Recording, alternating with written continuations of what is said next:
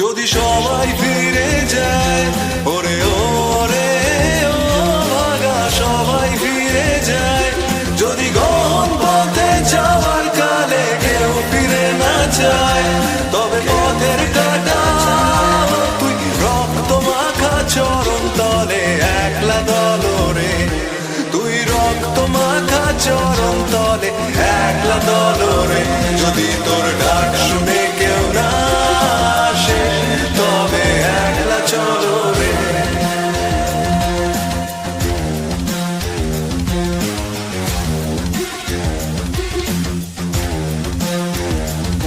যদি আলো না ধরে, ওরে ওরে ও ভাগা আলো না ধরে, যদি ঝড় বাদলে আধার রাতে দুয়ার দেয় ঘরে, তবে বজ্রানলে আপন বুকের পাঁজর জ্বালিয়ে নিয়ে একলা চলো রে, আপন বুকের পাঁজর জ্বালিয়ে নিয়ে একলা চলো রে, যদি তোর ডাক শুনে কেউ না আসে তবে একলা চলো রে।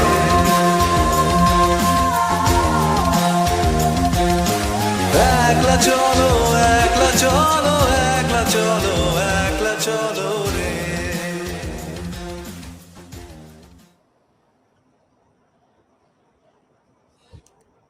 There's no audio.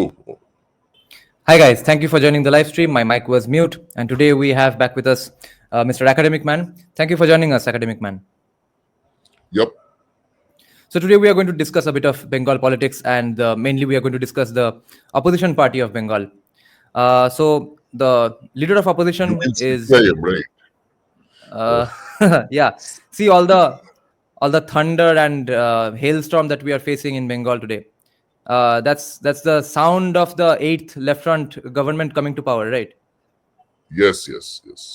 Absolutely. And the left front is more active on most issues than BJP is. So, yeah.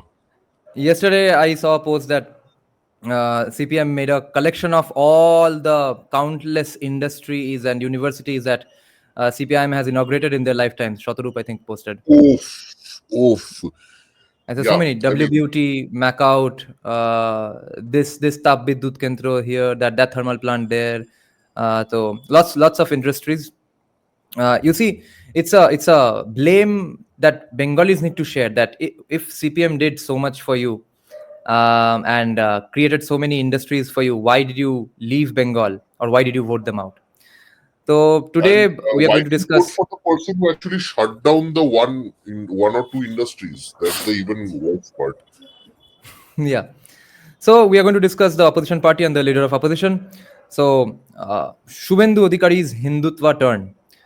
There are about 3-4 examples. Him going around saying Hindu tum ek ho. I'm translating in Hindi. If you want to stay alive, be one. And calling Mamata Banerjee a fake Hindu. Pointing out that the Jagannath Mandir is in fact a Jagannath cultural center, and in fact becoming a libertarian all of a sudden, and saying that no, the government should not fund these things. He's a fiscal conservative as well now, Suvendu, and saying that see, Ram Mandir was done with voluntary donations, but here there is basically tax money, coerced money. Taxation is theft, remember, and with that money a temple has been built with theft money. And also him saying that Hindus need separate polling booths and stuff. And also right after the 2024 Lok Sabha elections, saying that jiska saath uska vikas, bakiyon ka vikas nahi. Also, although he hamare saath hum unke saath. That's redacted the statement though after 2 hours later. So, half-hearted, reduction. Yeah. Anyway. What does this show? Don't you think this is a Hail Mary attempt? Or from a man who has nothing left to lose, and BJP is definitely not coming to power? Is it a sign of that? I still feel now here, okay, don't abuse me later if it doesn't happen. BJP, I have a feeling, is closest to power that it's ever been. While of course there is a lot to be desired in the way BJP works in the state, there is certainly a very real anti-incumbency against the present government, which has hitherto not existed. Like the jobs thing, the 26,000 jobs gone. These were permanent jobs, and the most, the greatest dream of many Bengali families in the rural Bengal and urban Bengal, completely dashed. Now nobody even trusts the SSC and all anymore. So uh, many families are just, they've given up. Number one. Number two is the Murshidabad thing definitely left some scars. The Calcutta, Murshidabad, all these incidents. Uh, and not to mention that Kumbh Mela and all these things, they are going to have effects. Bangladesh, there's a cumulative. So even from 2024, things have changed rapidly. Abhaya case, Bangladesh, Murshidabad, the job thing, everything is culminating. Okay. I'll tell you how I know that the ruling party is rattled. They have increased the salaries of most West Bengal employees, government employees. This is something Mamata Banerjee does when she knows she's in trouble. She last did it in 2020 because the 2019 elections, TMC did not do as well as she expected. So there's been a marked increase in the salary of West Bengal government employees. So I can tell you that she is certainly worried. And not to mention, Suvendu Adhikari is, uh, you know, Suvendu Adhikari has been able to kind of mobilize the masses, unlike any other leader in the last maybe 10 years or so. Suvendu Adhikari, even in his small rallies, even in the small street corner type rallies that he does, even then you won't find a place to stand. Okay, there are so many people out there to watch him. He has mobilized people. He has won the hearts of people. He has given donations every time a Hindu house is attacked. Suvendu takes his checkbook out and gives something, even from his own accounts. Now he's rich. I don't mind that.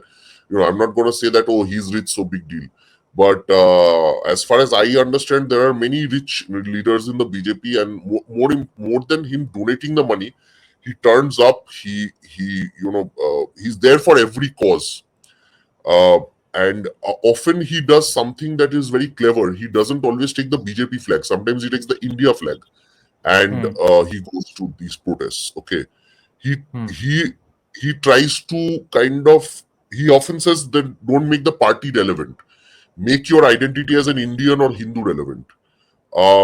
These things are appealing to the masses like never before. Okay. Okay. Now I'll tell you one more thing why I say that BJP is close to power, but I'm not sure. Okay, why I'm saying this is that West Bengal doesn't have actual elections. Okay, West Bengal, nobody can claim that West Bengal has real elections. That's the biggest problem. That's the biggest issue, more than anything else. And that's why I cannot claim with a certainty that definitely this will all work. Okay. Now, That's now, where the central yeah, go also on. comes in. That's where the central government also comes in. Yeah. Uh, what can the central government do other than do 355 and stuff? That's all. That's what it can do. And I don't know, like on your channel I won't say much, but that's the only thing it can do. Okay. And I'll tell you why. Because West Bengal has the highest number of political murders in the country, number one. Yeah. Number two, West Bengal is very near the border. It is the biggest border with Bangladesh that we share, which is the most porous border in this country. Number three, West Bengal has had many instances of terrorists being caught even by the West Bengal police. So, when the West Bengal police is regularly catching terror modules, then you know that something's up basically in the state. Not to mention that there has been massive demographic change and all that. I mean, these are all factors we all know. Now, central government cannot if the central government takes action like 355 on a few districts, or something, then it doesn't work. The entire machinery is completely aligned with the ruling power. Okay, Hmm. there is the police. Forget the police. The police is obviously with the ruling party. Even Hmm. the people, the teachers, the WBCS officers, everyone who are there right now are absolute stooges. Okay, so there's nothing to do except take some drastic action if the BJP is serious. Hmm. Now, That's all. we must remember something about the revolt of 1857, Canada, 2021 West Bengal, 2024 West Bengal, is that when seemingly the fever pitch has been reached, seemingly when everything is set in place for the final revolution to happen, when oppression seems to have been enough and people are seemingly pissed off enough, right then we see that, oh no, people weren't in fact pissed off enough.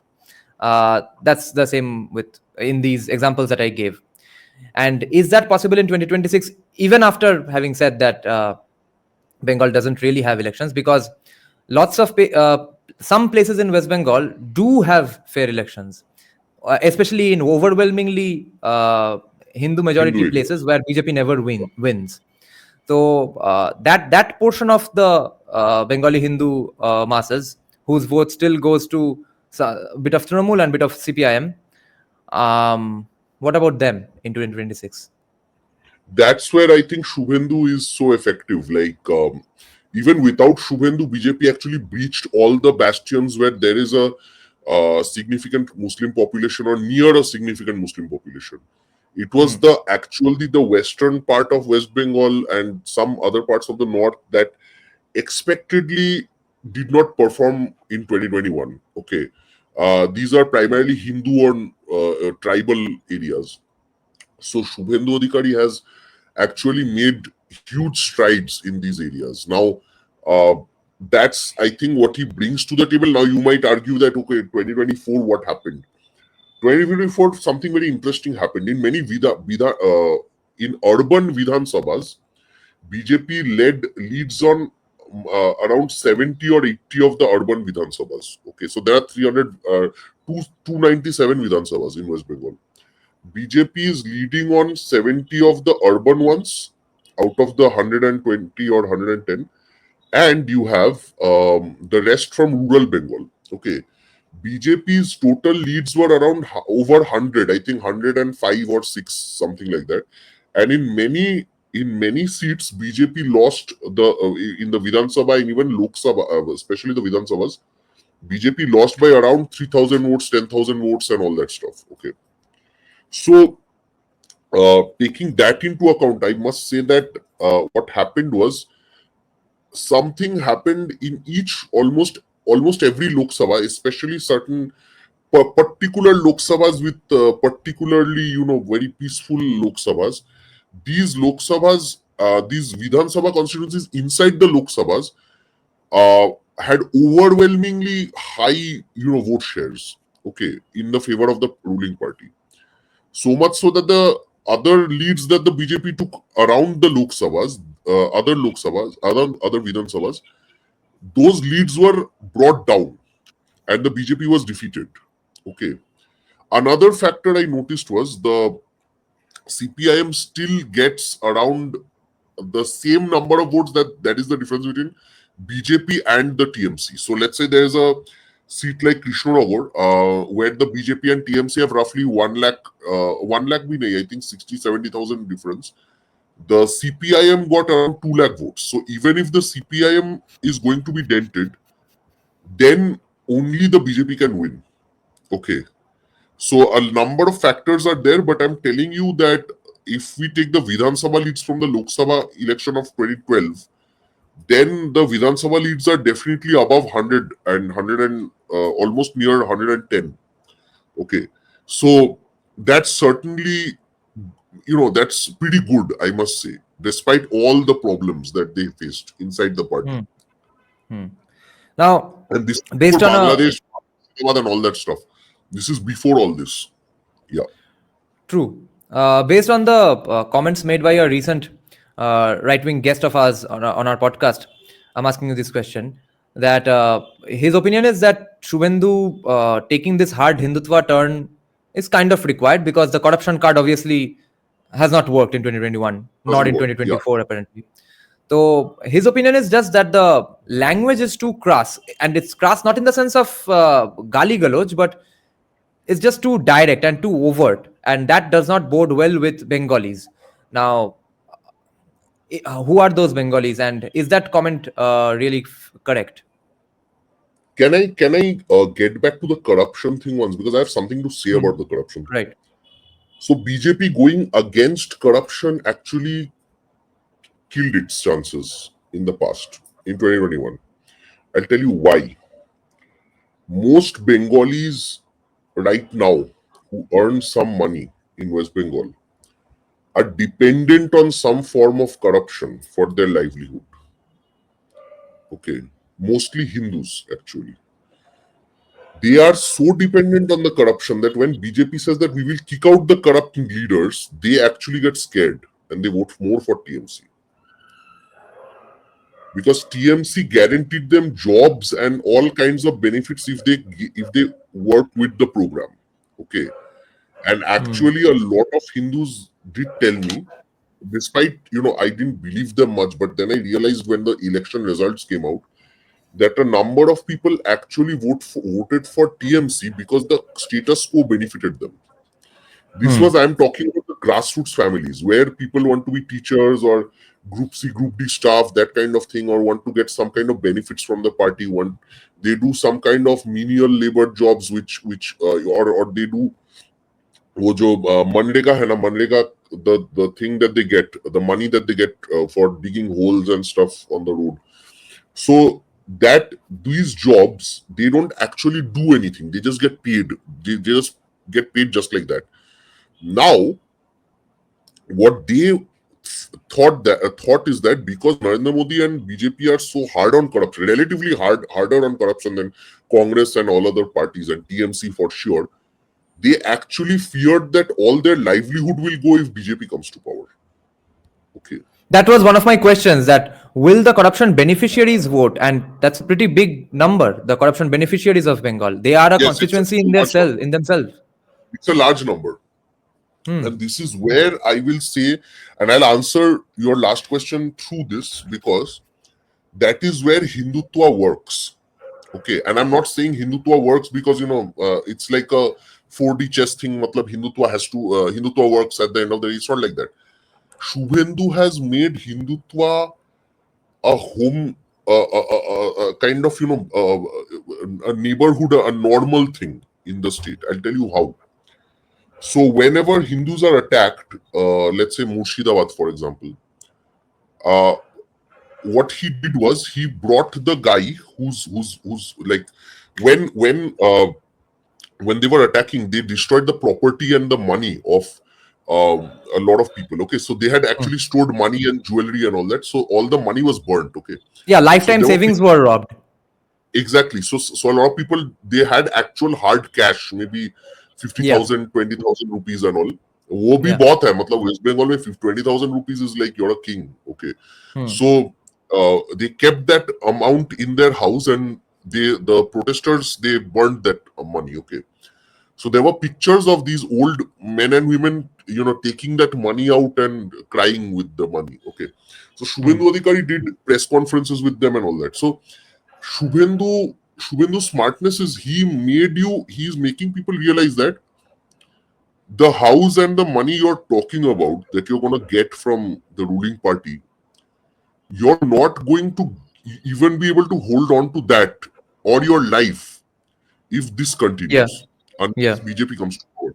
So he's making Hindutva a very vernacular thing.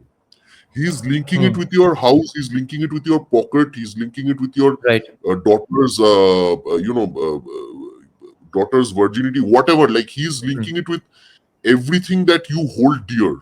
Okay, because he's also raising questions of women are getting raped, abducted, and all that. So he is actually linking it with things that you hold dear, but you never thought about that because these never really affected you per se. Now people are, that's the problem with Bengal, is that despite the partition, people still kind of forgot about everything. And then that includes Ghotis and Bangals, because partition, everyone was affected, Ghotis and Bangals. Okay. How were Okay. Ghotis affected? Because they had to give Bhater fan. Ghotis were affected because Bangals, so I can't comment on either because I'm neither. So Ghotis were affected. I'll tell you how. A lot of Oh, Bangals, the landlord thing, the landlord thing, rent. Yeah, because um, the Bangals, what happened is they came, and a lot of people, and I can't blame them because they had lost yeah, everything. So they were paying yeah. like $100 and $50 for some some kind of rent of a large Hmm. piece of land, and then the CPIM did the rent control thing, which is always as a libertarian, you will know that that's a horrible idea always. Yeah. So what that did was that screwed the property owners and the rentier, the people who are now they are paying rent, so they are enjoying this property, but it's shit because nobody Hmm. repairs the property. Okay. Hmm. And then they live in these dilapidated houses for $100, but these are large houses, so that's how the houses never get repaired. Yes. Everyone suffers. Yeah. And nobody cares because people are not thinking that, okay, I'll buy a house in a different place. Everyone is happy in the poverty, everyone's happy in the way they are just alive basically in West Bengal. And that is Hmm. something you have commented on many times, so you understand that everyone got affected by partition. Okay. Hmm. So forget that. In that sense, I would say that everyone got screwed. But what I was actually trying to say is that the partition affected almost everyone in West Bengal, almost. Okay. But despite that, there aren't a lot of people who discuss the reasons for partition and why it happened and all that. And this is again on both sides. Nobody. I've never heard Ghoti families also say that, why did partition happen? And we became poor as a result. Or Bangals also never said why did partition happen and we lost everything and came here. Okay, it's only now, maybe for the last 5-6 years, that I'm hearing this kind of thing. Okay. So Hmm. that's where I would say that Suvendu and leaders like him may become very important things. Okay. Hmm. It's these are the narratives that Suvendu brings up, the way in which he links it to all things you hold dear, especially your land, life, everything. That is the way in which Hindutva becomes a vernacularized and a kind of everyday parlance in the state of West Bengal. It's interesting you bring up the parlance thing because, or the vernacularization of Hindutva finally in Bengal, because a lot of people from Abhitar Mitra to people in Bengal have been saying Hindutva needs to be Bengalicized in Bengal, which is not happening. And there, most people's methods have been to therefore say Raja Pratapaditya was as great as Chhatrapati Shivaji Maharaj. But is what Shuvendu doing that is getting that job done? Bengalicizing, or in Yes, Bengal's context, making Hindutva important.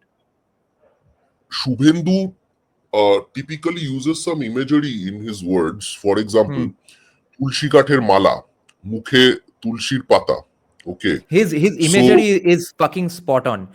Even when he yes, talked about the so fiscal he's a conservatism Vaishnav, of and he Jagannath Cultural exactly. Center, Yeah. calling Mamta a fake Hindu, then Mm, why is it a cultural center? Why is the government spending tax money?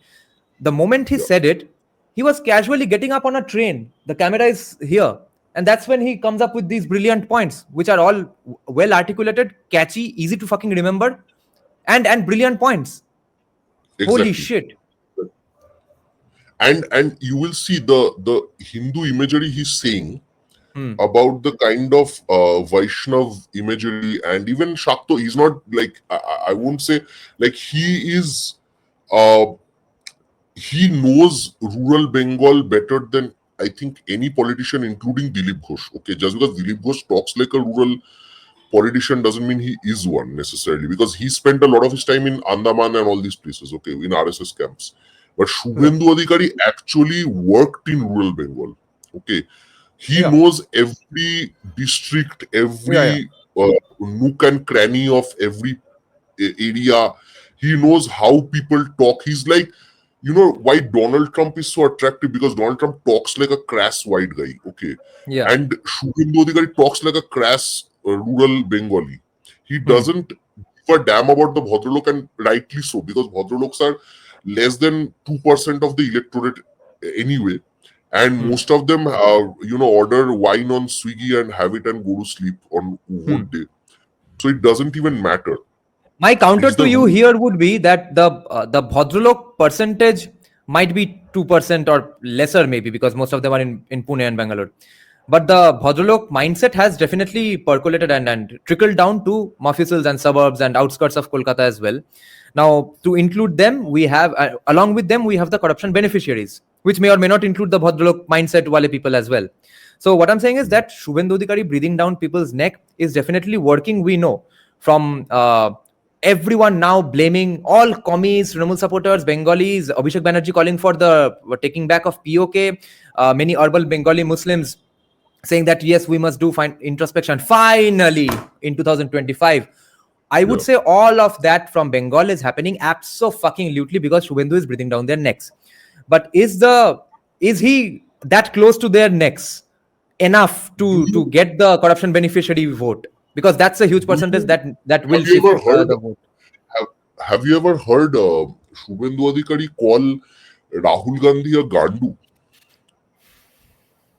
No, You haven't. You're not aware of that, right? And this is no. why. This is what's going to prove my point. Suvendu Adhikari he's a genius. Okay, and this is how cultural capital or caste system works. Okay, he's from a family of politicians. Okay, and he's his family's old zamindari money and all that. Yeah, yeah, yeah. But he's like one of those rural zamindars, not like Rabindranath Tagore, who came to Calcutta, wrote a few poems, and sometimes went back to the village to collect taxes. He's not like that. He's the kind of zamindar whose family stayed in the villages. Okay, and actually, I've heard from some senior journalists that his dad actually you drinks Bangla still with some villagers and all that. Okay, that's the political networking they do. Okay, so Shubhendu is so connected, and whatever. My point is different. My point is this: that once he did call Rahul Gandhi a Gandu, when Rahul Gandhi said something about gas stove and all. I don't even remember what he said, because Rahul Gandhi, says every now and then these kind of things. Uh, no, some people criticized him. Okay, some people said you're abusing. And then Shojol Ghosh from Calcutta, he said that actually Gandu in some Swahili or something means Shraddhanjali, means respect. So Shubhendu actually respected Rahul Gandhi. Okay. So why did I say this? Okay. Because maybe 10-15 years ago, calling a guy, a leader of opposition, saying the word Gandu in public would have kind of, basically gotten you banned from all Bhadralok circles and everything. This never even Yeah. made headlines per se. This was like a Right. one-day headline kind of thing, like nobody cares. Okay. Uh, my point is this, that Suvendu Adhikari is somebody that the Bhadralok cannot deny. Or the best they can say is, oh, he's TMC, or ex-TMC, he's corrupt. Right. But at this point, like I told you, everyone in West Bengal is corrupt. So Suvendu being extra corrupt is not a big deal, even if he is. Okay. And him being rural is actually his biggest asset. If they say, and him being ex-TMC doesn't matter, because Mamata is ex-Congress, and so many people are so many ex this, ex that, it doesn't matter anymore. What matters to rural Bengal is that he kind of, he appeals to the biggest, broadest base of Hindus in West Bengal like never before. I think the last time this kind of thing happened was before the partition. Okay, nobody could mobilize Hindus the way he has mobilized after partition till now. And Shuvendu's mom is a Bangal from Borishal. Okay. His dad is from Mednipur, his mom is from Borishal. So he actually keeps talking about the problems of Bangals and Gotis. He nobody can, he's perfect. He's a perfect specimen in that sense. Like he's everything you need essentially in an opposition leader right now. Right. And not to mention his track record. I mean, he defeated the sitting chief minister.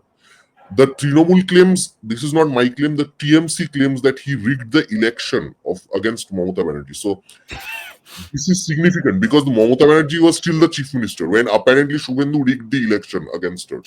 This, I am not saying people like Devanshu of TMC said this. Okay.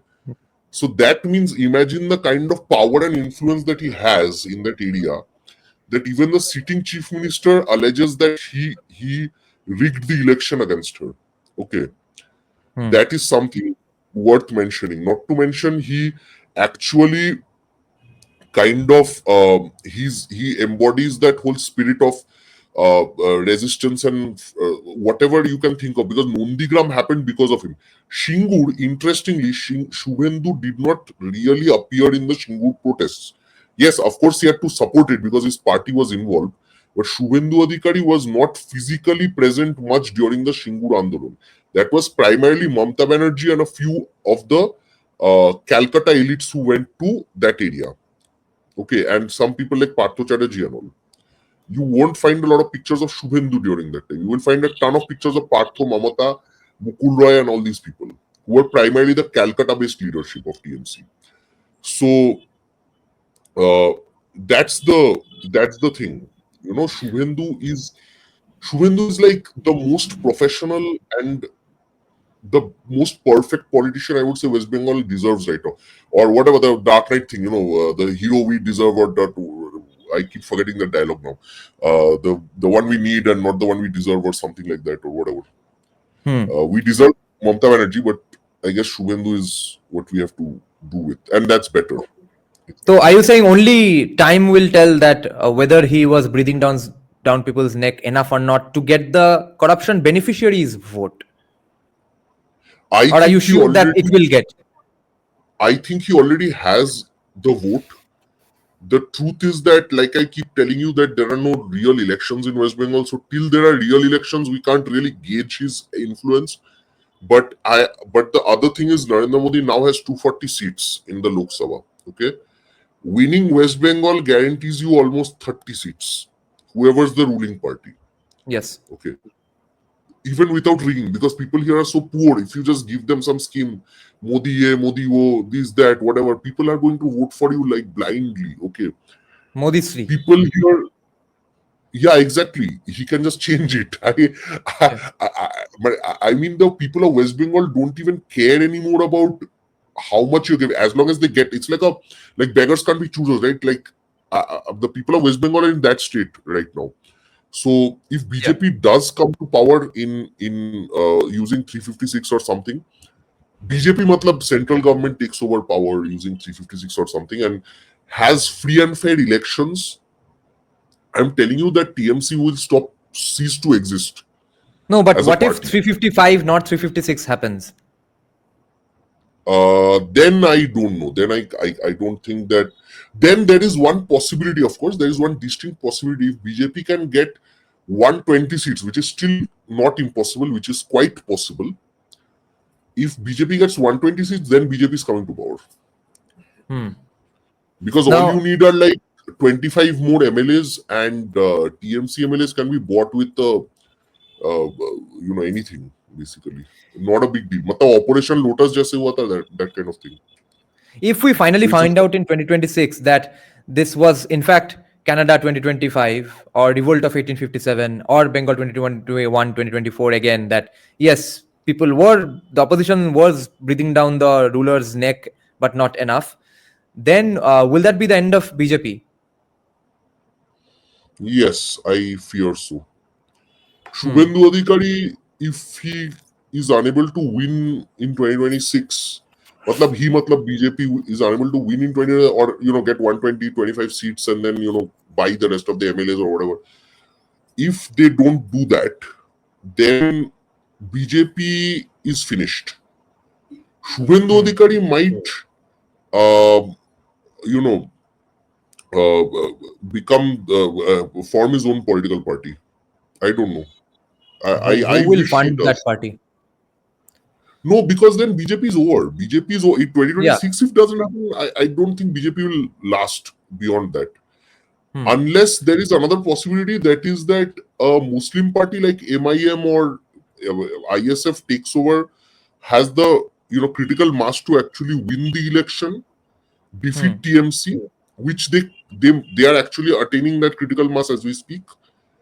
And then then the opposition party will have to be BJP, because it will have to be a Hindu opposition party. It will be like Kashmir. Matlab, the way BJP gets the default opposition position in Kashmir because Kashmir is a Muslim majority state, the same way Bengal will have that. So tab he might, Suvendu might be the perpetual leader of opposition of West Bengal. Now you see our Hindu deep state RSS, since they have immense groundwork capabilities and also play 4D, 5D chess, have they also realized that BJP is definitely not coming to power in 2026, and hence sending their guy to hang out with Mamata Banerjee now? Is Dilip Ghosh flipping for those reasons that BJP is not coming to power anyway? Trinamool will become the opposition after Muslims take over, or will have to rule with some Hindutva vibes, and Dilip Ghosh will be helping them out with that. In 2023, December or something, there were, I think, 5 elections. 5 states went for elections. BJP won almost all of them. Okay. Even there, after that, BJP got 240 seats in the Lok Sabha. So within 6 months, things changed. Okay, Rajasthan, where BJP did so well, BJP got screwed. Maharashtra, BJP got screwed. Maharashtra mein to again, but BJP again after Lok Sabha, when it got screwed, again it won. Okay. So with a decent mandate as well. Delhi, BJP won this time. Haryana, despite the anti-incumbency, BJP won quite well. Congress, despite almost winning, did not win. So within 6-7 months, things change rapidly in politics. You can't, you can't make any assumption. Especially with a party like TMC, it's actually fun because unlike the CPIM, which actually has a dedicated ideological cadre, or matlab ideological bhi nahi utna, matlab CPIM's the loyalty that the people of the Communist Party, the supporters had, is of a different variety than TMC. You see, that's why TMC, when they were supposed to go out of power in 2021, half of the TMC leaders suddenly joined this thing, BJP. Because TMC has no ideology. TMC is all about profit. Okay. And if the profitability will decrease for some reason, whether it's because of central intervention, and don't say BJP won't impose 356, because if I'm not mistaken, they did impose 356 very recently in the Northeast, in Manipur. If I'm not mistaken. There were more. There was more violence. They will probably, if at all they want to do those things, they will impose 355. Definitely not 356. Even I believe that. देखते हैं 355 भी करेंगे तो even that is big. Okay. But again, none of this, again, this is all speculation, right? And again, I am also telling you there might be a democratic way also. Matlab BJP, if it can get 126 on its own, which is not impossible. Okay, and given the anti-incumbency, even then BJP can do Operation Lotus and come. Okay. So I'm not saying it's absolutely impossible. These are the only 2 ways I can see it happening. Now, I may not be right, and don't hold that against me. I'm not a psephologist. Big, great psephologists failed in West Bengal. So it doesn't work that way. Because like I said again, because there are no actual elections. And I'll tell you what happened in 2011 when the CPIM still got 41% and TMC and Congress both together got 42% and won the election. The central government actually did a good job of conducting the elections. Okay. The CPIM's usual tactics did not work at that time. So center, without imposing emergency, they did it. So it is possible actually to win in a democratic manner in West Bengal. But again, the BJP does not have a long time. Like the demographic change is too much for it to control the situation in West Bengal. So I don't know how it will happen. But it's not that it can never happen. Okay. Just like when after Modi won 4 out of 5 states or something, he still got 240 in the Lok Sabha. And then after doing badly in the Lok Sabha, he won 3 states, one after the other. Big states except Jharkhand. So the same way anything can happen, but in West Bengal again, because everyone, because of the rigging and stuff, people can't be sure. That's the only problem. Hmm. Can you confirm something for us? Why is the Caste language of Suvendu, according to you, working? Is Bengal that far gone that the great cultural hub called West Bengal now celebrates only Caste language, or people get popular because of Caste language? No, there has been a cultural and economic impoverishment in West Bengal that has kind of, become the norm. Okay. Because there are no good schools and teachers, as you were just talking about, I think in your last live stream. There are no good teachers, and you can't even blame the teachers anymore, because you see, if you're not getting paid the big bucks, or if there's a lot of politics in the whole recruitment process, where the best minds are going to go, the communist, the upper castes, they just left the state mostly. And can you blame them? Because I mean, you can blame them for saying that they actually were commies, and then once the situation changed, they actually left the state and left the poor people to suffer under this regime. But forgetting that, the other point is that, see, the state of West Bengal no longer performs well in any marker of human development, education, GDP per capita.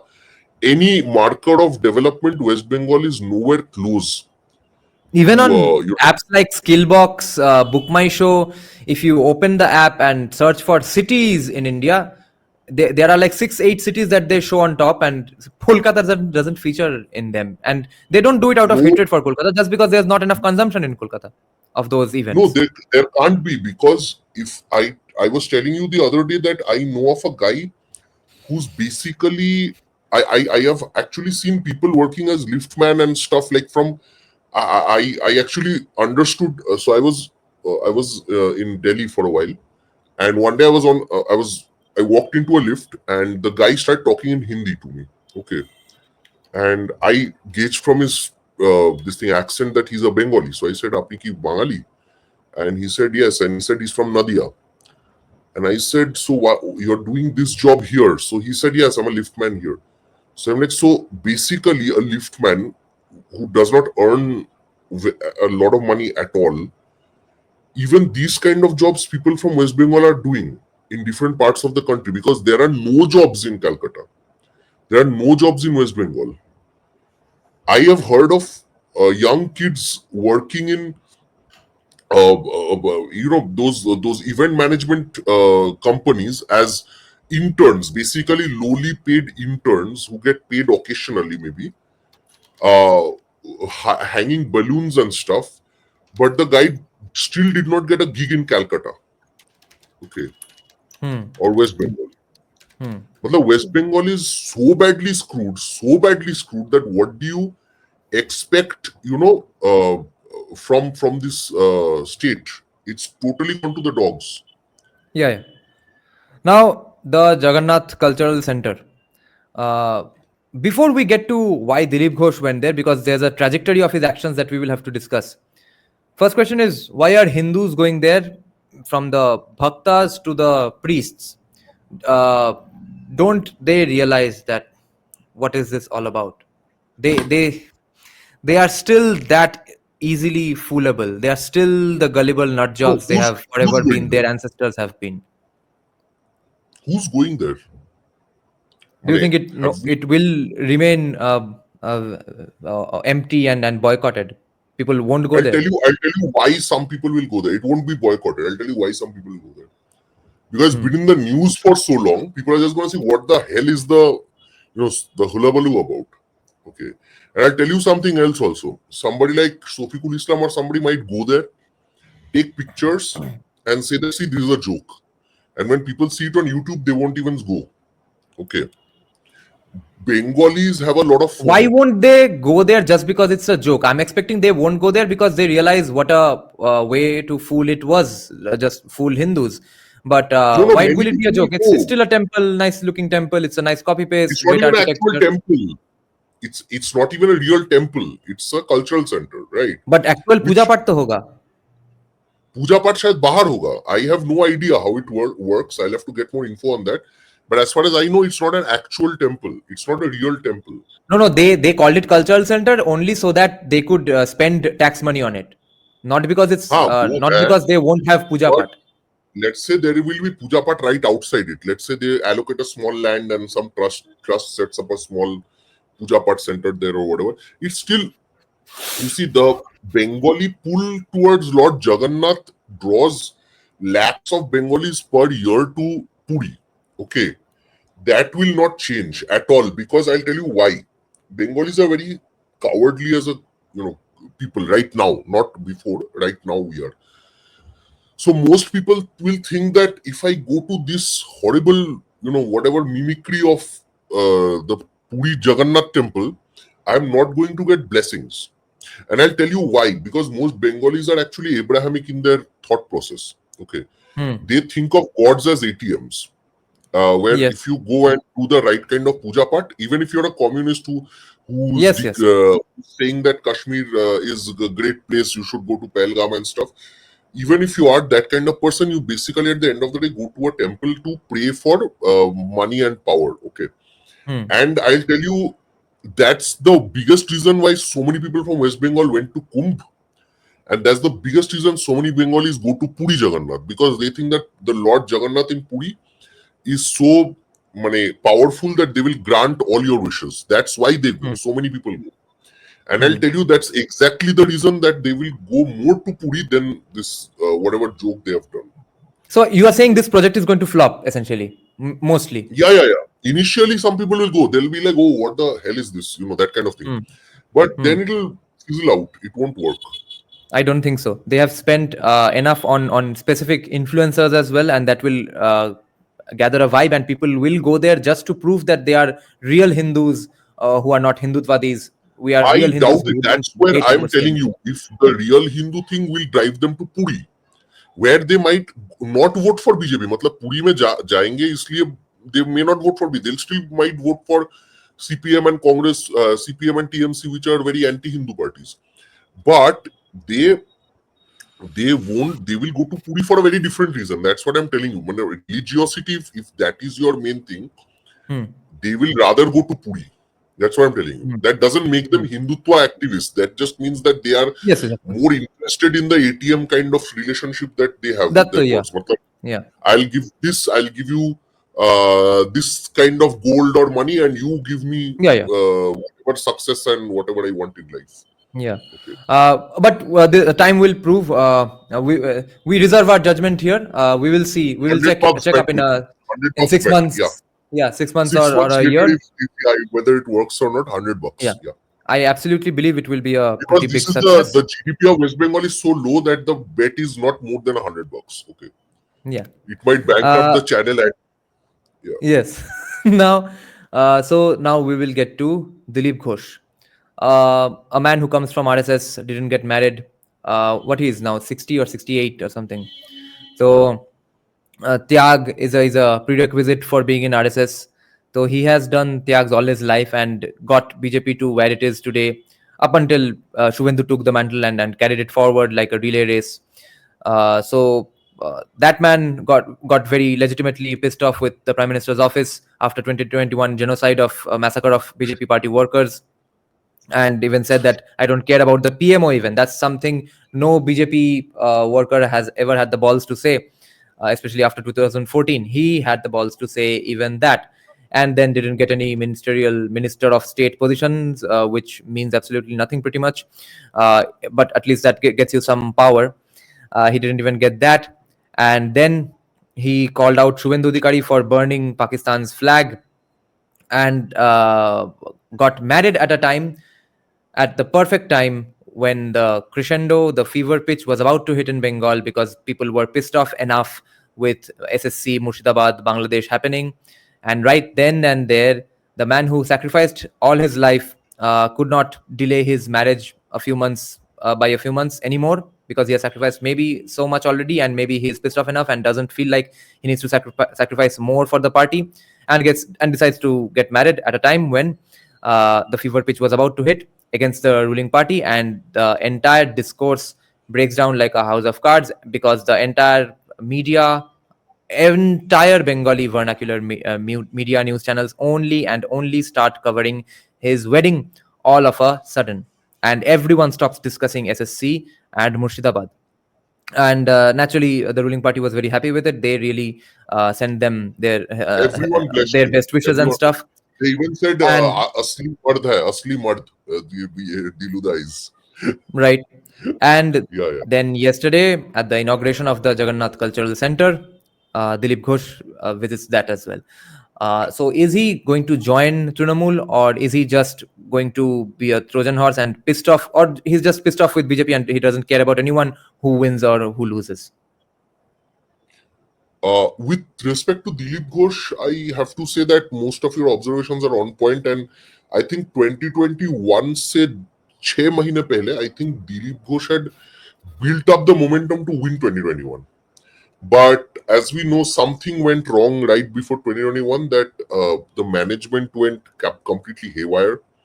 Tathagato Rai has said this on numerous occasions that women, wine, all kinds of things were on this, or on offer from the TMC, and that also kind of worked. And a lot of the leaders that the BJP central leadership and Mukul Roy made, the party, made them join the party. They were basically locally corrupt, horrible people, except with the exception of Suvendu and a few others, very select few others like Shajal Ghosh and all. The rest were basically in it for money, and once BJP lost, they all left also. Okay, uh, except Suvendu. So anyway, my point is that Dilip Ghosh had done a lot, and they did him dirty. Okay, and most BJP people, workers were respectful of him till a few months ago. Now the Yes. problem is that I actually like what he did. I'll tell you why I like what he did. Because he just made it clear that Suvendu is the biggest leader of this party right now. Because nobody will take him seriously after this. Okay. So in a way, he has actually done the biggest, matlab, kya bolu main? Matlab, the biggest sacrifice he has done for Suvendu today. Even if it's not intended to be that. But let me confirm one thing with you first, because our previous guest was asked the same question by me, and he said that, look, after all, he has no significant position in the party, and therefore, as a private citizen, why can't he get married? What's the big deal? My only counter argument, which I could not give to him because of time constraints, was that he knows what it was going to do in terms of the discourse of the state and the current media coverage. Therefore, he should have delayed his marriage by a few months. And at that time, that was such a time Do you agree? when, yeah, absolutely. See, that was a time when the media focus was, for a change, showing the plight of Hindus in Murshidabad and all. Okay. Yes. And they were using words like Islamic terrorism and Hindu victims and stuff. Yeah, that all of they that have was never. happening. Yeah. And it was like as if out of nowhere he suddenly decided to get married. Like it wasn't even announced, like nobody knew anything. Suddenly out of nowhere, when these kind of things happen, it's very it kind of puts a bad taste in your mouth, that did it have to happen right now? Okay, and he's not some average guy. He was the biggest leader of the BJP till about maybe a year or two ago. Okay, Till Suvendu. exactly. And Suvendu also, see, Suvendu joined in 2020 November. So, but Right. Suvendu sees seriousness, like right after the post-poll violence. Suvendu rushed to every house he could. Calcutta se, North Bengal se, jaha, matlab, any place you're seeing a victim, you see Suvendu Adhikari right beside him the next day. Okay. And he doesn't even have a helicopter or private jet. Okay. He does this on his car all day. I think he's out of his house 20 hours out of 24. Okay. Yes, of course. The amount of hard work he has put, the amount of, I think only PT Usha can compete with him in speed. Okay.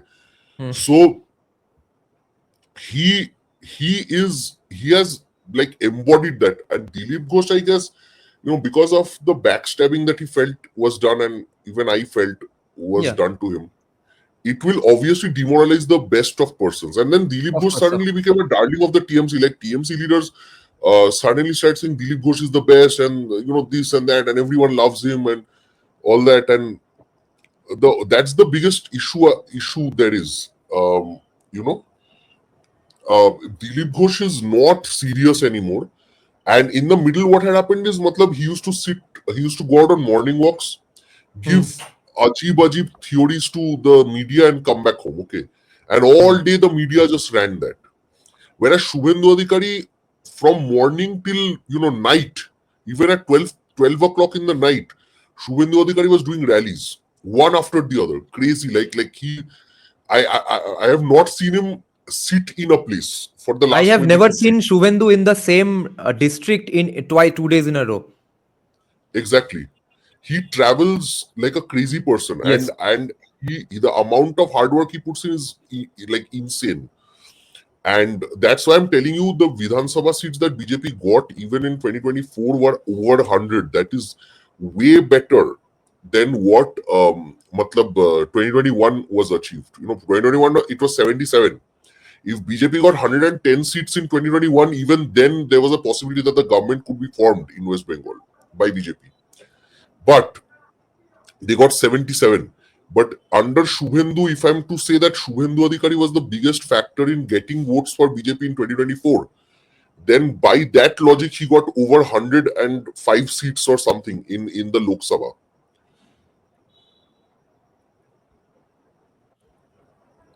Hello? Yeah. Yeah, I'm So there. take this question on the screen. Okay. Why Dilip Ghosh is not expelled from BJP after all of that? Why It will he be solidified the expelled? theory of BJP TMC got up because the second part of actually that's the explanation, that because it solidifies the theory of BJP TMC got up match I fixing among think people. that the central leadership still, I don't know if they still don't understand. I think they have some inkling of what West Bengal is. If Modi ji goes to a Congress leader's house for a wedding, that's not a problem, okay? Yeah. Or for something, because in Gujarat, a Congress leaders don't get killed for being Congress leaders. Yeah. Or in Tamil Nadu, Annamalai does not get death threats and beaten up because he's a BJP leader. Okay, what happens in West Bengal is absolutely unique. That's why. But I think that if objectively put in an all India scenario, what Dilip Ghosh did is not at all problematic. Okay, but Yes. only in the context of West Bengal and Bengali BJP workers, it's a problem right now. Okay, Now, and that's yeah, yeah, go he's a on. liability at this point. This is a nice question from the nice comment from Shayok. It's interesting. He's saying Dilip Ghosh will never be expelled because he has done so much that if the party tried to disavow him, it would cost the party dearly. Do you think so? I agree. Because How? there are still people who will. You see, it's not everyone will absolutely side with the sentiments on this. They might say that okay, he's a very emotional guy. He just went to Digha, this, that, whatever. It'll just I don't know. But the party can't kick him out just for going to a function with What the about the CM, right? trajectory? No, I'm not talking about kicking out, but I'm talking about people who are still his supporters. The trajectory is pretty significant. Criticizing Suvendu for burning Pakistan's flag, then getting married at a fever pitch, then going to the Jagannath Cultural Center. It has to be seen in Actually, that that's context. what it was a problem today when a lot of people started attacking his rally today, and these were primarily BJP workers. Okay, Yes, now that's significant because till date, Diluda was like a god for BJP workers, yes. but Even for people today, who are in general Suvendu supporters, they also never had any no, nobody lack had a of respect problem with for Dilip Dilip. Ghosh. Yes. Exactly. The thing is that today he did get attacked. Yeah. Not physically attacked like that, but he was He got go back opposed. He slogans couldn't and go stuff. back at all. Yeah, exactly. And see, nothing speaks. He may have been something great, but even he lost in the Lok Sabha election, right? And Yeah. almost all of Suvendu Adhikari's candidates won. Like whoever Suvendu Adhikari had Yes. proposed, almost all of those candidates, the 12 MPs that BJP has from West Bengal right now, Yeah. 10 or 11 of them are Suvendu Adhikari's choice.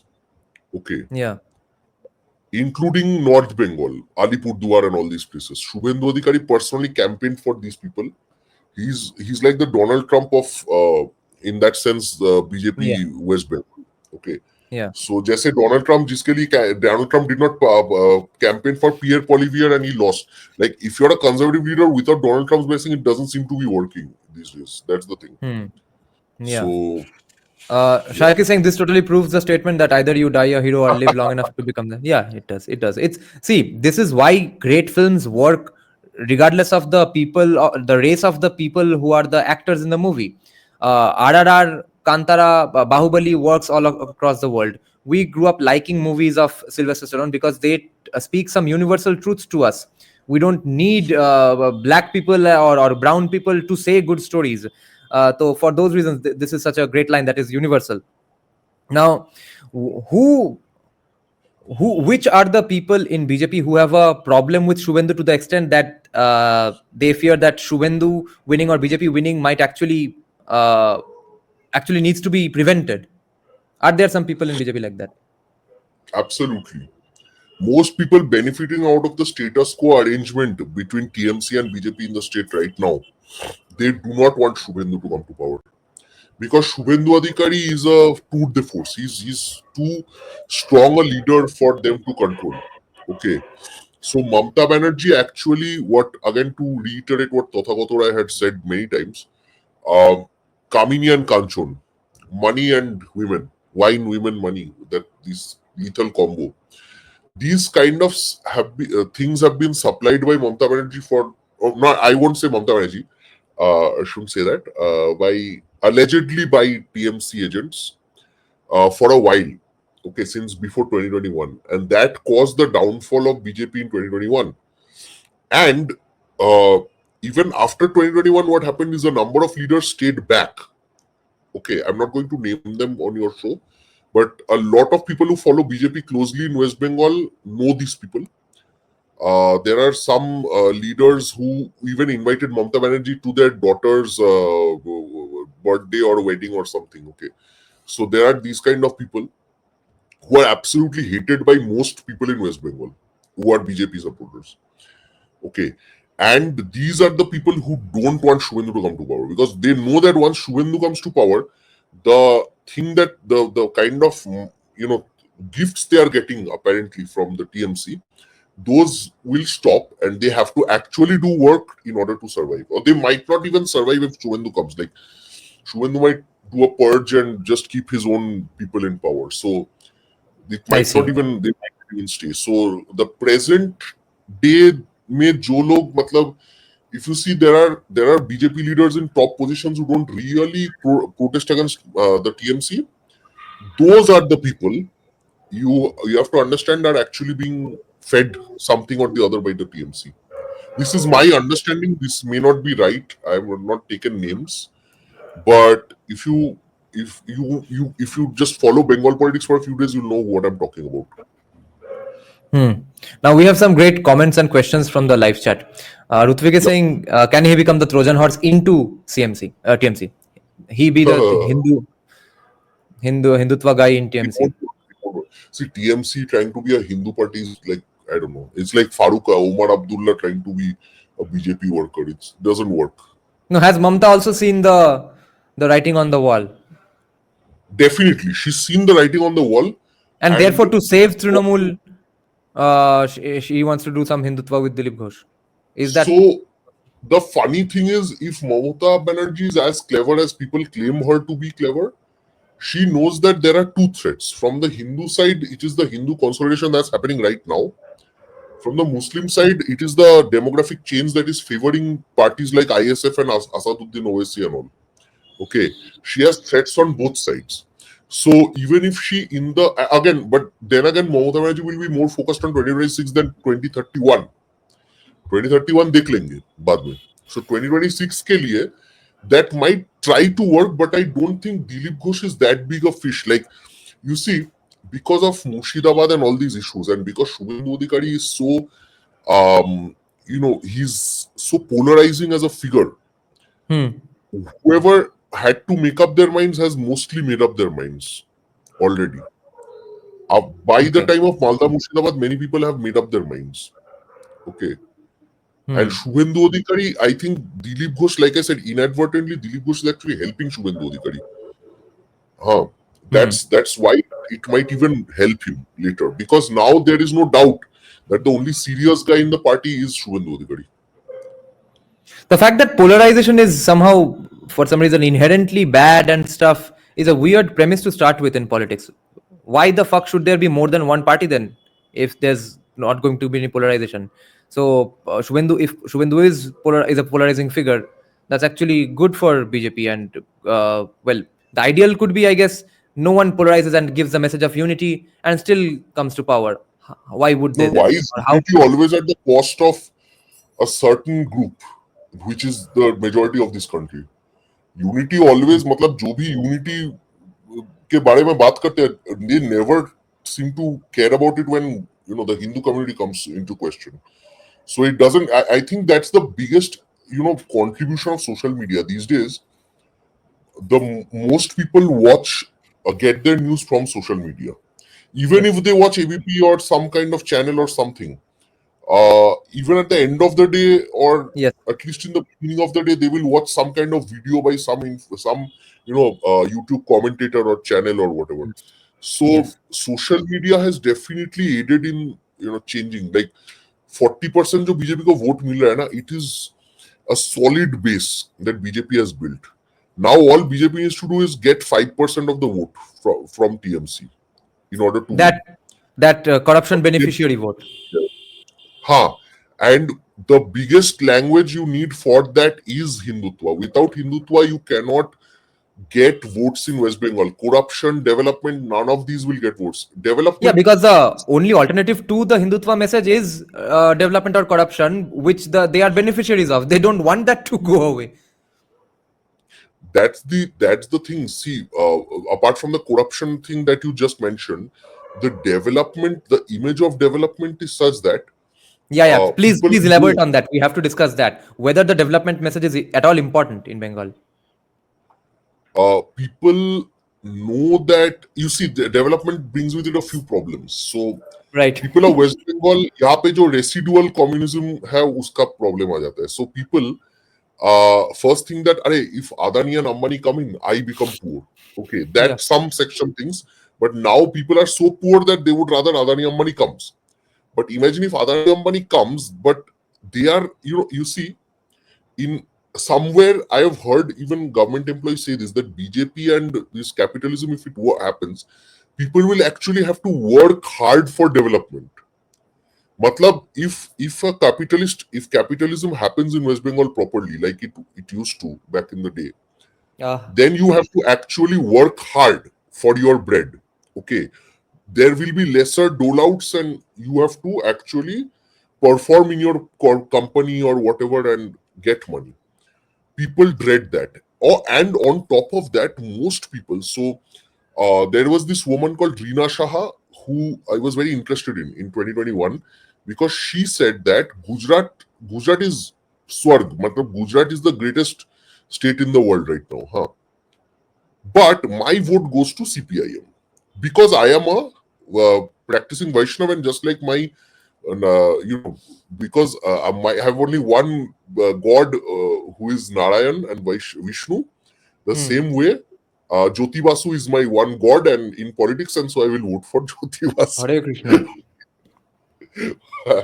So this woman, you just go to YouTube and type Reena Shaha and you'll get her interview. Okay, and then Modi ji called her for the swearing in later on, his I think 2019 or something. But she kept saying that Gujarat ko swarg bana diya, Gujarat ko swarg bana diya. Okay, this is the other issue, that people think of development as मतलब वो America में हो रहा है, वो San Francisco हो रहा है, वो दुबई It's हो very रहा far है, removed from the discourse of mainstream. Dubai Burj Khalifa Dubai में होगा, यहाँ पे क्यों होगा? Right. हाँ, that kind of thing. Like people Yeah. can't, माने वो भी even if, so somebody who actually goes to Bombay or Mumbai or Exactly. Bangalore or Hyderabad, If or you haven't left, you don't even know what the fuck is going on in the rest of yeah, the country. They don't so even they- follow any so the men have central, any Indian news, any central government news. Exactly. So the men have left. The men have gone to these places. So the men in large sections do vote for BJP. The women, when they have to stay back mostly, maybe to take care of the children or the family or whatever, And they get the the Lokki Lokki Bhandar. Bhandar. Exactly. So Our periods that's have what synced. happens. Exactly. So what happens is that uh, for them, Burj Khalifa or this or Gift City or whatever 50-lane highway or whatever the stuff Modi is building, okay, Atal Tunnel Bridge, whatever, it doesn't matter, because all they have to do is just kind of vote for TMC and they get $1,000 a month. So that's it. And Kolkata mein that's a, matlab West Bengal mein that's a big thing. And Now, they don't yeah, go care on. about, they don't care about the rest. And मैंने तो बोला ही, because see, corruption is so entrenched in the minds of and hearts of people here that women were saying that Mamata Banerjee said give everyone marks in the exam. So Mamata, so they are like, my child will get marks. He doesn't need to work hard. This is absolutely a Right. different. Yes, I have This is a seen viral paradigm shift. reels of such parents who have said on Yes, camera to vloggers and stuff that I like Didi because she gives easy marks to my kids. Then the vlogger asks, what will they do after that? She says, I don't give a fuck. exactly. And this is exactly what happens with the diseased people. Like, you're like, I take one day at a time. Your child, I mean, this is a total paradigm shift from uh, even when you were young, I guess. Okay. Absolutely. So, but I mean, even back then, there was some level of competition, and you gotta be fair, you gotta be honest and stuff. Nowadays, parents don't even give a damn. Parents are like, "Kitna paisa lega, naukri do." In that sense, I will say the SSC scam hit very hard somewhere. Okay, because before this, the prevailing concept was that if you have some land, you take a loan of 10 lakhs, you give it to some neta, you'll get a job. Okay. Thanks to Abhijit Ganguly and all the judgments of the Supreme Court and High Court, that now people are going to they have woken up at least a bit from their slumber and saying that, damn, I mean, now what? Now I have to actually work hard to get a job, and that's actually difficult. And what's going to happen? And there aren't jobs. There aren't jobs without Adani Ambani. नहीं है तो job नहीं है. और जो भी था उसका कोई guarantee नहीं है, because SSC was a big thing. SSC job meant that you are like, you would get the girl of your dreams. Okay. The whatever you want, you get loans, you get a house, you get whatever. Okay. When you walk on in the road, people say he cracked SSC, he's a great teacher, whatever. Matlab, Yeah. it was a big deal to crack SSC back in the day. Even till Buddhadev Agarwal was there. Okay. And then after that, what has happened is now people were like, okay, anyone can then get SSC, because then 10 lakh, 20 lakhs, they think SSC ho jayega. But even then, people didn't have a problem with that. People said that, okay, yeah, that's great. I mean, we need a job, right? That's the end goal. But because of this judgment by the Supreme Court and High Court, now people, like, whoever had these plans is screwed. And there are lakhs of people, lakhs of people, and their family members, and their extended kin and friends, and all these people, all of whom are waiting to get jobs as teachers. And one thing people are realizing is, because of the lack of privatization, there aren't enough private schools, decent private schools in the state that can pay you. So even if you get a job as a private school teacher, how much are you even going to earn? Unless it's a great school like Don Bosco, St. Xavier's or something, you're not going to earn a ton of money. Or DPS, VPS hota to fir bhi theek hai. But where are you going to earn that money as a school teacher? Yeah. It's all gone down the drain completely. Yeah. Okay, now Never Stop Growth is saying Dada Libertarian Party spokesperson was on CNN. Yeah, I saw CNN News 18 TV debate today. This is going mainstream. That's Ajay Mallareddy who went to CNN News 18. But I didn't know he joined the Libertarian Party of India, because even when Libertarian Party of India summit happened, he was still not in the party. I am not sure if he has joined now or they just considered him a separate party as well, because he runs the Twitter handle called Indian Libertarians, which is different from the Libertarian Party of India.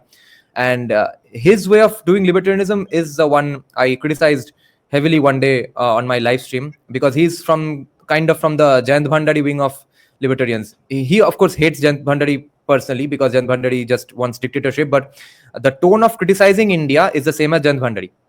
But I have seen Ajay Malla Reddy has largely changed his tone in the last at least 1 or 2 months, and he is definitely being more constructive in his criticisms. So let's see if he has joined CNN News 18, joined Libertarian Party of India, and can give some great arguments in favor of libertarianism in the mainstream. Though that's great. Now, Moinakda's comment makes me want to get into the nuts and bolts of things. There are a lot of beneficiaries of handouts who vote for TMC, and make no mistake, that group is very, very big. It's not just a lot, it's huge. Plus there are corruption beneficiaries, there are legal beneficiaries, and there are corruption beneficiaries. Now, among the these legal beneficiaries that Moinakda is talking about, some of them will probably flip their votes just because of the our desert homie question. But if they are not that affected, and we know that unless you are for most Hindus, unless you are affected on the day and there's a desert homie standing outside your door, most of them don't wake up. This has been the historical case with Bengali Hindus. So do they know enough about the freebie promises of BJP to flip just for BJP's freebies, or will it require the sight of a desert homie? Bit of both. I think BJP has to promise, I think 3,000 or 5,000 for Konasri, Lokir Bhandar. No, that to their plans they already have. Sudipto Guha told her on a podcast only, but do they know it? Because I didn't know it until Sudipto Guha told me. Because I'm not seeing any promises like that you'll also get freebies and stuff. So अभी promise करने का कोई फायदा नहीं है. अभी से promise करने का क्या फायदा? Then when? In that sense, right before elections. देखो, I'll tell you something. Will they trust then? How they do, because if anything, Narendra Modi has done the DBT model the best in this country ever. Okay. And do you think they know? They know that. अरे इतना भी मतलब वो नहीं है, मतलब okay, given even if they don't know, okay, forget that. Let's say they will still think that okay, TMC is better from the monetary standpoint, okay, which is dumb, but still. Let's say that happens. Something else is also happening, which is very funny, which is very interesting, I would say. Not funny per se, but interesting. So a lot of Bengali Muslims actually are being attacked in different parts of the country. Okay. Bangladeshis, matlab, people call them Bangladeshis. They may not be Bangladeshis necessarily, but they are being attacked in different parts of the country. Now, what's happening is, a lot of homies might come back sometime soon. A lot of things will happen. Might happen. I don't know when they will happen, how they will happen. They might happen. Let's see. Now, Shreyans Prasad is saying, will Bhim Deem politics Bengal में भी आएगा क्या? वो अगर आता तो BJP और भी आसानी से जीत जाता, क्योंकि यहाँ पे वो डिस्कोर्स शुरू हुआ तो खटिया खड़ी हो जाएगी कौमियों का, मगर वो उसी लिए नहीं आएगा यहाँ पे. Exactly. Avinav is saying illegal beneficiaries will only vote for TMC. Legal beneficiaries are already shifting slowly. I've noticed that after I saw my house help criticizing Mamta. Yes. Wait, the first sentence of Avinav might not be fully correct, because the illegal beneficiaries who live in those places which have a lot of desert homies, they also might be affected enough. But to what extent do you think? Actually, a number of these by illegal beneficiaries, you guys understand what I'm talking about, right? Like people who, get, extortionists and so-called businessmen, who are not actually businessmen, who are actually kind of mafia people. So, building mafia and all that stuff. To these kind of people, lot of them have actually been killed in the recent times. Like a lot of people have just barged in and shot them to death and stuff like that. A lot of them have been threatened openly by other people, homies, and all that. Okay, so this has been ongoing for a while now, and अंदर क्या होगा मुझे नहीं मालूम. ऊपर maybe they'll support TMC, but inside I know that many of them are scared. And legal beneficiaries, so definitely that's what I'm saying. That's where Hindutva, Suvendu, Murshidabad, Bangladesh, all of this has worked. See, Bangladesh all happened after 2024, na. So Yeah. sensing the weakness of Indian government, it may have happened. So the point is that, but Bangladesh actually the only one state that Bangladesh crisis impacts heavily is West Bengal. Yeah. Okay, like if you go to UP, Bihar, they may not give a damn about what happens in Bangladesh, but in West Bengal, Bangladesh में जो हो रहा है, that impact is always at least 10 times more than any other state. Because the people speak the same language, they know many people who have come from there. They fear that because of the shared culture, if that's happening there, it can happen here as well. So Bangladesh, I'm telling you, Bangladesh definitely changed stuff. After that, I'm telling you that Malda Murshidabad did change stuff even more. Yes, Yeah. Tripura also it might be bad. But Tripura people see Tripura because the homies are less. So Tripura, the effect is lesser. And also already there's a BJP government and there's mostly a tribal population. It won't work the same way as West Bengal. Okay, West Bengal is much bigger and more fragmented than Tripura. So in West Bengal, I'm telling you the Bangladesh thing definitely had an impact. Definitely had. And I'm telling you, this is a red pill that once people take, typically they don't change. Typically. Yeah, and if They you don't get to the algorithm of disliking desert homies, then though you are fucked. Then you'll only get exactly. those our kinds of videos. Yep. Abhinav is saying, I have a different and unpopular view. I personally want districts like Malda and Murshidabad to break away. My physical music. Okay, then. This is where we end our discussion. Academic man, thank you for joining our session. Caste census के ऊपर 5 minute बोल देते हैं भाई. Yes, yes, yes. सबको Caste थोड़ा census. Profit दो. काहे भोसरी के? Caste census. So one thing, because you keep getting abused by some people for discussing caste all the time, right? और अभी तो एकदम मतलब कास्ट के ऊपर डिस्कशन रुकेगा ही नहीं. हाँ, तो ठीक है. My point was this, that caste, whatever we call it, whatever is your view, trad view, commie view, whatever it is, the biggest thing is my two takes on the caste census is that it will disappoint a lot of caste parties.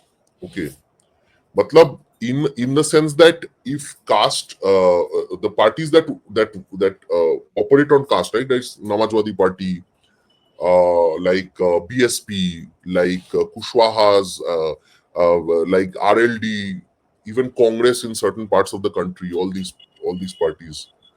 Uh, so the thing is that caste parties work in a different way. In the sense that they inflate their numbers. Typically, a caste is, if it's, let's say, 15%, they'll say I'm 25%. If a caste is 4%, they'll say I'm 10%. Okay, that kind of way.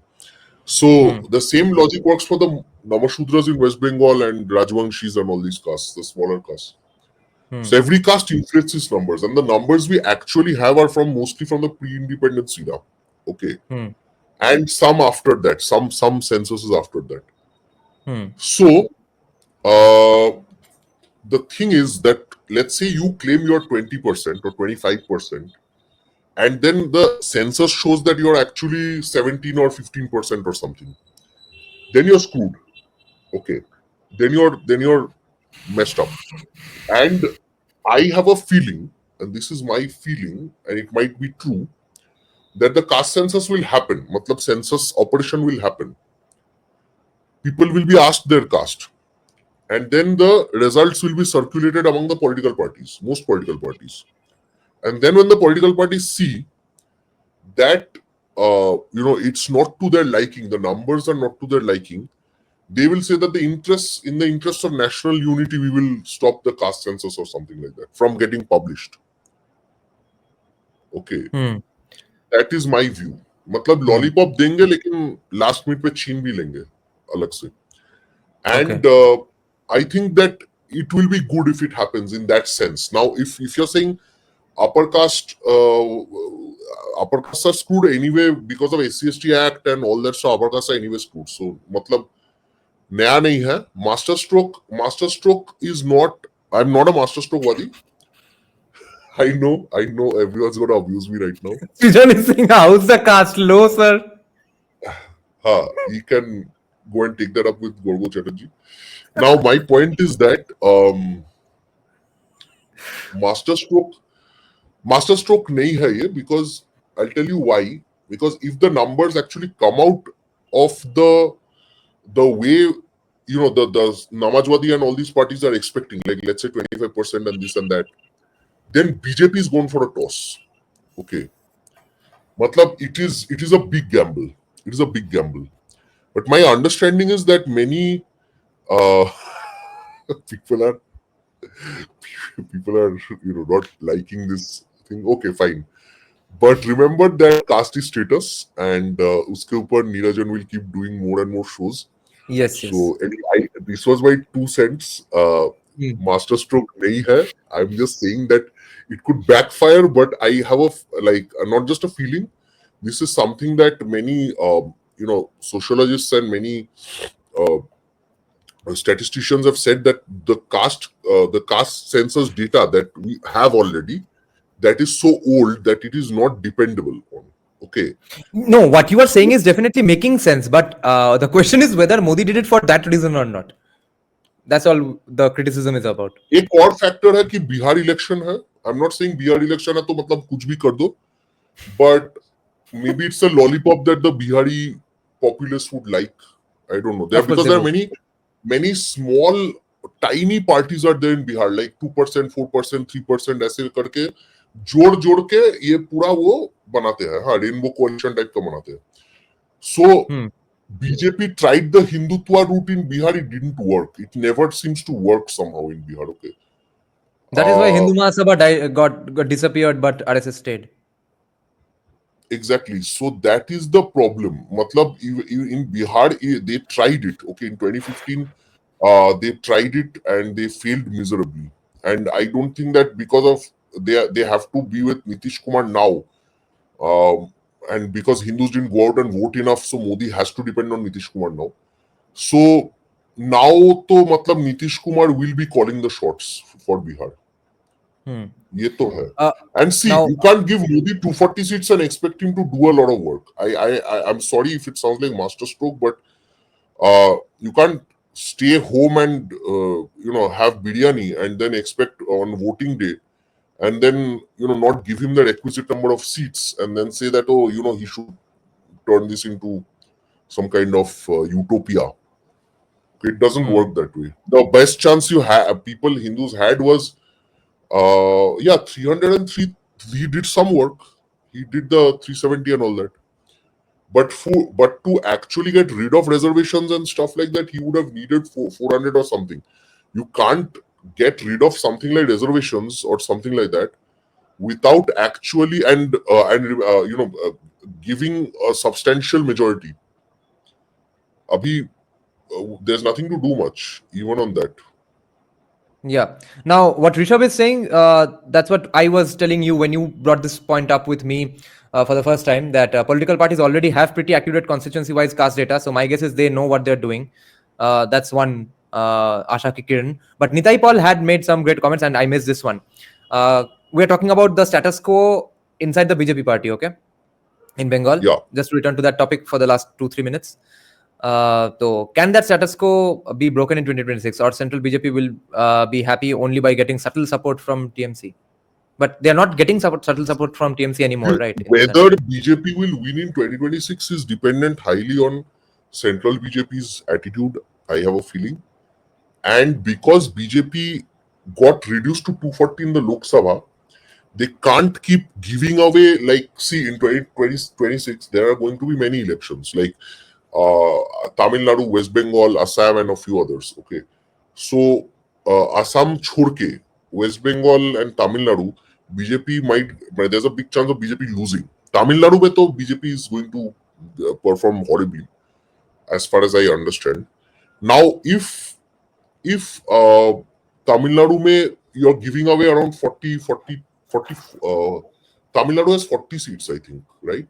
39 or 39 seats, I think. So 39 Lok Sabha seats, if you're giving away to Tamil Nadu, and you have to because you don't have a base there, the Hmm. closest you have to winning the 42 seats in West Bengal is still by uprooting the TMC. So Yeah, of I course. don't know. It's not like if see, another thing you have to understand is in 2027 you have the UP election, which will certainly determine large part how BJP performs in 2029. Okay.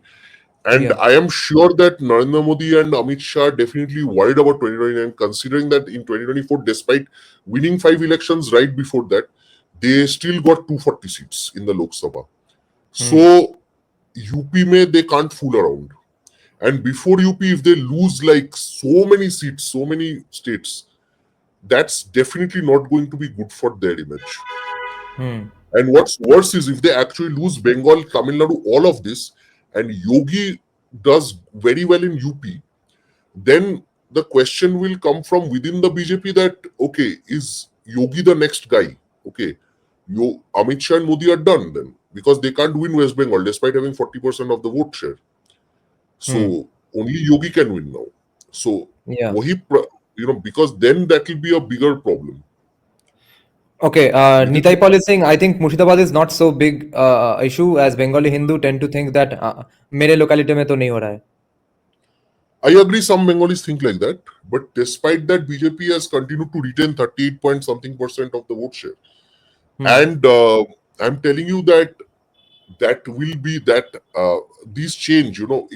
If things were always like this, West Bengal where BJP would not have gone on getting this kind of vote share in every election for the last few years. So I don't think you can just count that out. And trust me, Okay. the red peeling has happened way more than we can think of. It has happened, Because but when whether it has happened enough or not, we can't be sure. and again, even sometimes even that's not enough. Matlab, what am I saying? Yeah. Even if the red peeling has happened, then if there are no proper voting, then what's even the point, right? Yeah. So for that, the central government needs to think about it. Yeah, Before the 2027. Rajya Sabha MP of Trinamool, Subhashish something, he was caught on camera saying that don't let the Hindus in these constituencies go to vote. So that's why Suvendu is Exactly. asking for separate voting booths for Hindus. Now we'll take this last tangent that Barbarika Didi has brought up here. Do enough people in even know their castes in West Bengal to do a caste census, or are new castes going to get invented again? Will the caste census also account for Muslim caste? And in that context, Shayok is asking me my caste, and I only know my varna. I have no fucking clue about my jati. Although from reading Hitesh Ranjan Shannal's paper, I have a hunch that I might be either a Teli or a Tili. So what do you think of Bengalis not knowing their caste to begin with, or will they just make up randomly just because they will get benefits? Isn't that always what happens? No, I think most people do know their castes in West Bengal. They just never make a big deal about matlab, the polite thing is not to talk about your caste. But many people do know their caste. Okay. It's majority do. Now I'm not talking about these urban everything. Okay. If you go maybe 20 kilometers outside Calcutta, most people know their caste. Yeah, and we have Lindo, Lindo. set a monster loose we can't really tame anymore. Barbarika Smith is saying not really Murshidabad isn't a big issue because no Brahmin Boito caste were harmed. No, but that's what I'm telling you. The Bhadralok holdover information and all that has gone to a great extent thanks to social media. Thanks to, again, the free market of information available. That's why I'm telling you that don't always see. Exactly, I agree with Owen Mondal here. Most Bengalis do know their caste. It's just nobody talks about it openly because it's considered non-Bhadralok to do so. But I'm telling you this as well, that just as Mamata changed that to a great extent, now people like Motua and all are openly Motuas, okay? Or Namashudras and all that. Many people are openly saying their caste identity now. The same way, there has been red pilling, mass red pilling, trust me. How I know this? There are many leftist channels which were promoting leftist ideas and everything. And suddenly all of them are showing that Hindu thing, okay? Matlab, suddenly they are very concerned about Hindus. And Neerajan knows which channels I'm talking about. These are like complete like leftist ekdam matlab pura blue pill leftist hardcore channels which have changed suddenly. So I'm telling you, even the Bhadralok has changed. Now we will take this as a last question. Finally, Yeah. Dada, Maharashtra is way more conservative and casteist than West Bengal, and yet intercaste marriage is way more in Maharashtra than West Bengal. How come? Capitalism, bro. Paisa. When you earn money, people stop asking your caste. When you earn enough money. Exactly. And And Mandal is because saying, Dada, yeah, go on. Maharashtra mein there are like, see, because of people like Savarkar, Tilak, already there were like they were starting to break. Matlab idea tha ki we can break. But Look, Bengal is Maharashtra not. has had an endless barrage of anti-caste movements. Bengal hasn't had That's fucking true. one. Oh, I guess Jogendranath Mandal. No, मतलब वो चैतन्य देव के बाद कुछ नहीं ज्यादा मतलब Right. and after that the Hutua Andolon and all, but Yeah. even then that wasn't mainstream. That never Bhadraloks never माने Brahman Buddhikas तो never made this mainstream. Okay, so it never became mainstream. And because of poverty, because of so much poverty, people actually never knew a reality outside. मतलब उनके लिए elite bhadralok है. मतलब imagine if your budget allows you to watch only C grade Bangladeshi movies, okay, then you will think Hero Alam is actually somebody like Chris Evans or something, okay. And then when you start watching Hollywood and something, then you realize, oh my god, Chris Evans is something else. Like the heroes look different. Ryan Gosling, Chris Evans look different. But if your standard is Hero Alam Bangladeshi C grade movies, Bangladeshi movies, I think mostly are C grade, B grade movies only.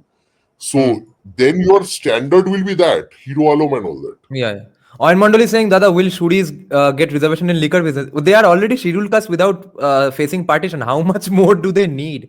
Or kitna No. Again, Oyan Mondal has raised a very interesting fact. Okay. But I will say something here. Yeah. What has happened is most of the breweries in West Bengal are now run by people from Andhra Pradesh. Okay.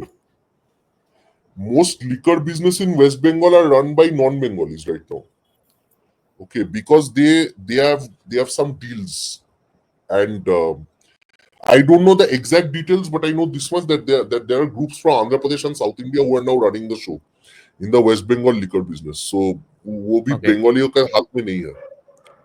Forget reservation, है ही नहीं. So therefore, Shuris need reservation. हाँ, फिर कर लो. कुछ some people will get it. Bhumiputro alcohol seller.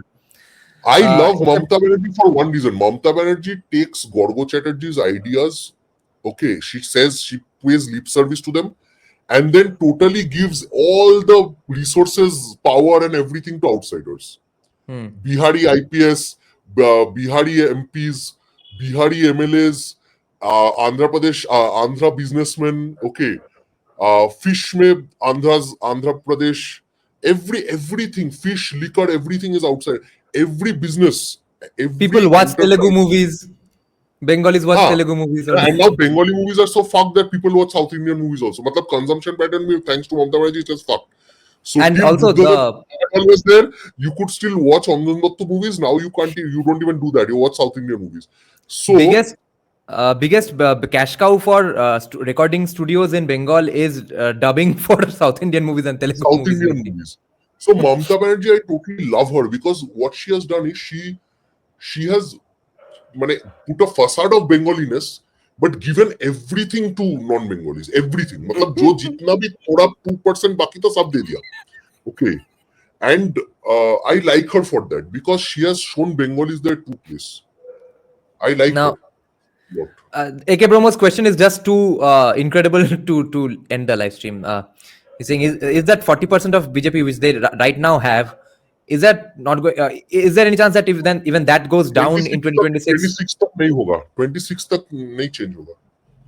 Because our previous guest, who was saying that Suvendu is too crass, did say that he sees absolutely no organizational structure, unity. There's no direction that Bengal BJP has right now, which is why the Hindu identity thing might be just a Hail Mary. And he is sure that the votes will actually go down. Organizations don't renew votes in West Bengal. another thing. Organization does not win you votes. Once you are in power, it helps you keep the votes. But organization won't help you win because Mamata Banerjee had a zero. Mamata Banerjee's organization was a joke compared to the CPIM's in 2011. Okay. Dekho, bhai, organization means what? Beneficiaries and believers, right? So Mamata Banerjee has beneficiaries, BJP and CPIM have believers. Now I am telling you one thing: if the belief is strong and the public is on your side, Yeah. you don't need an organization. You just need to get people to the voting booth. हाँ, उसमें गड़बड़ हो गया तो that is different.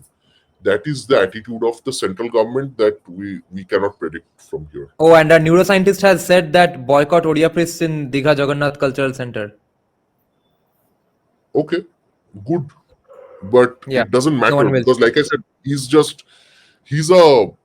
useless because, like I said, that Mamata Banerjee has shown Bengalis the true aukat and he has done nothing to it.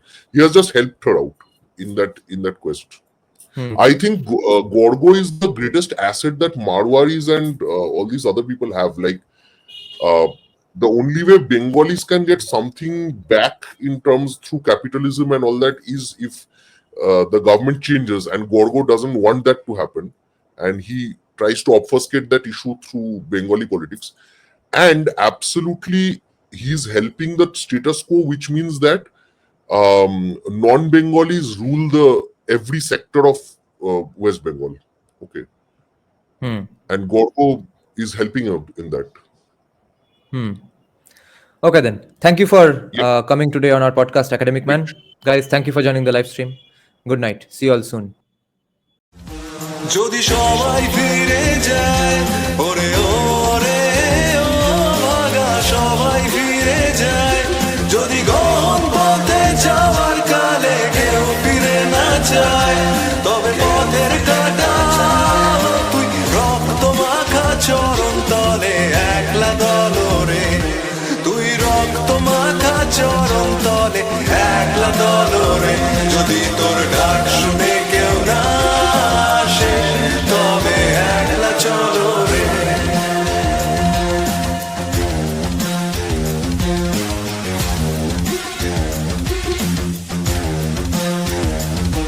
যদি আলো না ধরে ওরে ওরে ও ভাগা আলো না ধরে যদি ঝড় বাদলে আধার রাতে দুয়ার দেয় ঘরে তবে বজ্রানলে আপন বুকের পাঁজর জ্বালিয়ে নিয়ে একলা চলো রে আপন বুকের পাঁজর জ্বালিয়ে নিয়ে একলা চলো রে যদি তোর ডাক শুনে কেউ না আসে তবে একলা চলো রে